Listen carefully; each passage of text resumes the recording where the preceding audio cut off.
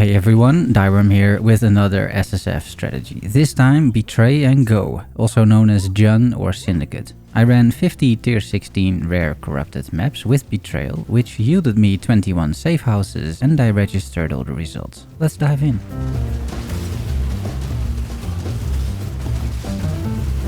Betrayal as a mechanic holds a special place in my heart, as it is the league I started to seriously engage with Path of Exile while following Enki's Archwitch. While that build was easy to follow, trying to figure out Betrayal is far from easy. In my opinion, it is probably the most complex league mechanic in Path of Exile 1. Therefore, I am not going to try and place certain members in certain safe houses, but rather focus on ranking everyone up, running those safe houses, and get a bunch of random rewards. In the execution section, I will explain my limited strategy, which I kept as simple as possible. This means Betrayal is done here in a bit of an Elch and Go fashion. Don't worry too much about the mechanics, just blast the maps and the members, and then what the safe houses hold is going to be a bit of a surprise. I personally think that is fun, not knowing what loot you will get. Especially in SSF, I am just having a good time with these strategies and making these videos.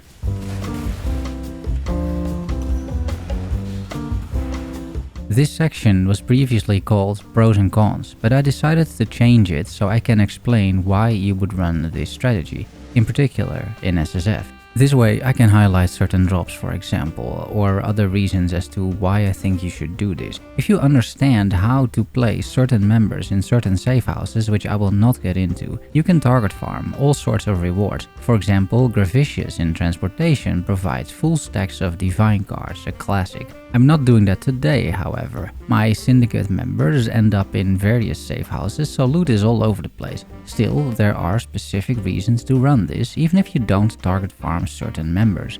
1. Veiled items. Items can still have many different random affixes plus a veiled modifier, and they are therefore not better rolled than any other rare. In the case an item has a decent base and decent modifiers, plus on top of that a veiled modifier, then suddenly you can craft some very good items in solo self-found by unveiling and bench crafting. Especially in a league start scenario, getting jewelry, for example, with big chaos resistances is not too difficult like this, so it has a place, I would say. 2. Fractured veiled modifiers. There is a 5% chance that your veiled modifiers are fractured, and that means in solo self-founds you can get a beautiful base item for further crafting. All other modifiers matter much less, as you can scour the item if you want and keep the fractured affix, making these items very powerful. 3. Getting experience, especially for leveling gems. You get tons of experience for killing the Syndicate members, making leveling gems very smooth. 4. Unlocking the Katarina bloodline, which can only be done by finding a Syndicate medallion. Safe house members sometimes drop these. They are pretty rare though. 5. Completing challenges in solo self-found. Every league there is one or more challenge related to the various crafting and rare crafting currencies. Currencies that you won't normally find unless you go out of your way to do so. In Betrayal safe houses, however, these crafting options show up all the time and are free to use, so completing those challenges using random safe house crafting is quite a viable strategy.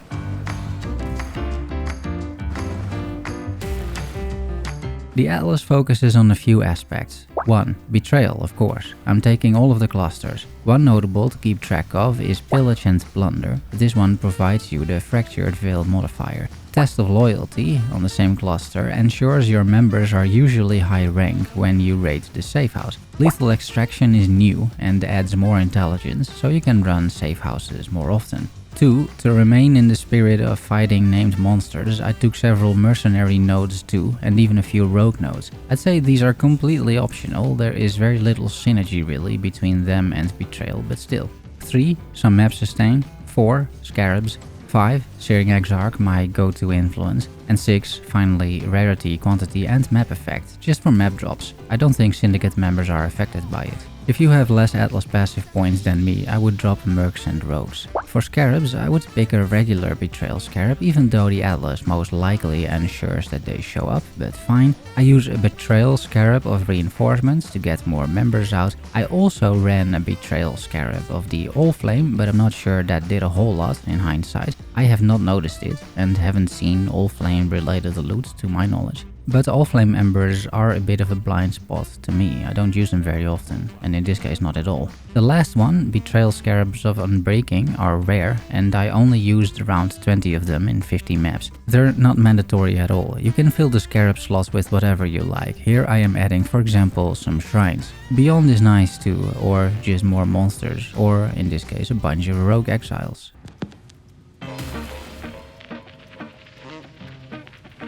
For preparation, I rolled and corrupted 50 tier 16 maps. These all have 60% quantity or higher. This is my safe house situation. Before starting this run, one of them is actually ready to go, another one is close, and two are completely empty. I suppose that averages out. And here are the gems that I'm leveling, with all of these maxing out and then some at the end of the maps. Otherwise, not much is required in terms of preparation. Of course you need the scarabs, but hey.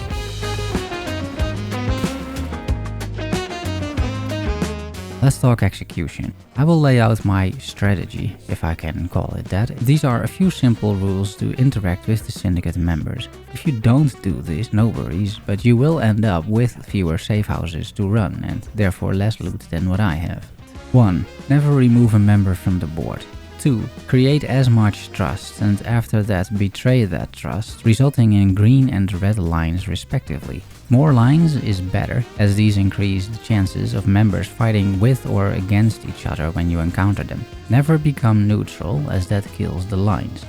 3. If a member is rank 1, execute them to gain rank 3. If that is not possible, betray them, but only if it doesn't remove another member, or themselves. Otherwise, release. Never interrogate a rank 1 member. 4. If rank 2 members can be executed, do this so they become rank 3. If not, and the betrayal removes another member or themselves, interrogate them for intelligence. The member after this loses a rank and becomes rank 1, which is still fine. 5. If a member is rank 3, always interrogate.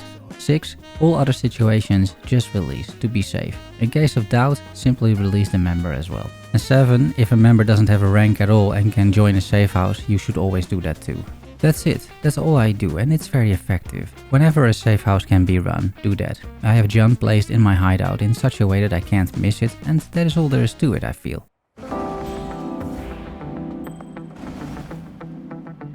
Let's talk loot, and before we talk about that, you should know I'm on a rather strict loot filter. There are many things that I'm not showing, but by going over what loot I am showing, you should have a good idea of what you can expect. I also threw away all veiled items that had bad other modifiers on them, because not even a good veiled modifier could salvage those items. Starting with the notable tab. Notable stuff that didn't go into any of my stash tabs. Here you will find a variety of cool stuff. On the left, various veiled weapons and armor pieces, and all of these I feel have at least potential. Then a whole bunch of uniques, with some coming from the Betrayal members directly, some from Kadiro, who does show up in safe houses too, and others are random drops. Each safe house also has their own unique, and I found 2 of those, the Paradoxica and the Vivinsect. This saintly chainmail that I crafted in one of the safe houses, that's one of the outcomes too, and you should only focus on the implicits, not on the rest. It's not a bad base in that sense. In the top right, all the fractured veiled modifiers. These are all potential amazing bases depending on the modifier you get. I got 20 of such items in 50 maps, so they're not super rare either. Then a lost talisman and a lost memory item. In the middle, a whole heap of veiled jewelry, including several +1 items. I think this amulet in particular could be an upgrade for my own build. Next to it, some items you can get by using special corrupted currency in safe house crafting. For example, I think these are called like the Jinn infused Val orbs or something. You get these items ultimately by using that type of currency. In the bottom middle, a few veiled reflecting mist items, and I even got 2 of the new enshrouded uniques, a Cephal's frame and a soul mantle.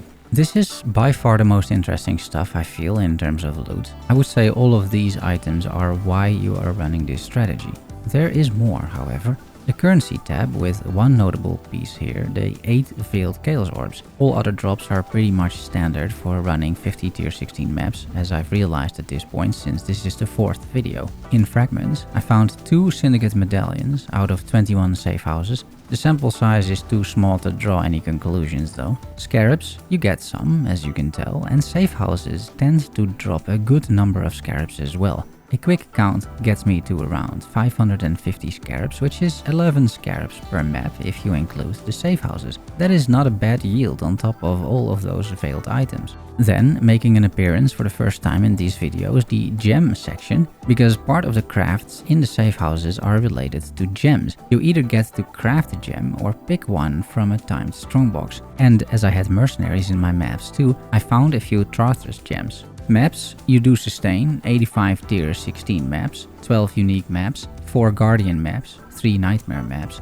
For div cards, there's only a few. Safe houses barely drop div cards, so these are all from just maps and it is nothing special. And that's it for the loot and for the video. I will merge the tabs and be off to do some more testing most likely. If you have any suggestions or questions, please let me know. Thanks for watching and making it to the end. Love you all. See you soon. Bye bye.